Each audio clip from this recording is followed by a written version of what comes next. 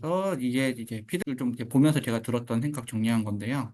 두 가지가 있어요. 하나는 이제 내가 시장에서 돈을 벌어간다라고 하는 그 생각이 있는데 이건 사실 틀린 생각이고 이 수익이라고 하는 게 온전한 자신의 실력의 결과가 아닙니다.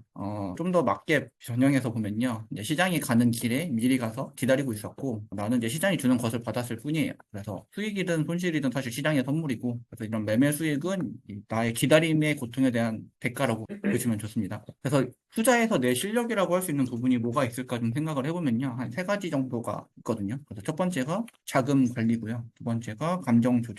또 세 번째가 정보 수집인데 그래서 매매 일지에 이런 내용이 담기게끔 쓰는 거예요. 지금 보니까 자금 관리도 좀 매매 일지에 담으면 좋을 텐데 그게 너무 당연해서 매매 일지에 안 담았는데 그러니까 현물인 분들은 사실 자금 관리를 할 필요가 없고 선물인 분들 같은 경우는 배수나 청산가 이런 거 같이 좀 들어가면 좋을 것 같아요. 그래서 자신의 감정을 좀 기록을 해야지 감정 조절이 되거든요. 그래서 내가 과거에 어떤 감정을 느꼈었는지 비슷한 상황이 왔을 때 내가 예전에도 이런 감정이었는데 라는 게 떠오르면은 감정 조절이 도움이 될 거예요. 그리고 이 정보 수집은 이제 궁금증이랑 관련된 거 보시면 되고요. 그리고 두 번째는 이제 내가 이렇게 하는 게 맞나라는 고민을 하시는 경우가 있는데 이거는 말씀드리면은 매매는 이제 정답 찾기 게임이 아니라고 말씀드리고 싶어요. 이제 정답 찾기 게임이면 A를 해서 B가 나오고 그래서 그다음에 C가 나오고 이런 단순한 로직이면 기계적으로 할 수 있는 내용을 이제 이미 고성능 컴퓨터들이 이미 하고 있어요. 그래서 그런 단순한 로직을 따르지 못하기 때문에 사실 어려운 영역이라고 생각해요. 그래서 내가 할 수 있는 거는, 그러니까 사람이 할 수 있는 거는 이제 오답을 제거하는 거거든요. 그러니까 정답을 맞추는 게 아니라 확실한 오답의 영역을 제거해 나간다고 보시는 게 좋습니다. 그래서 이게 되게 단순한 것 같지만 훨씬 정답 찾는 것보다 훨씬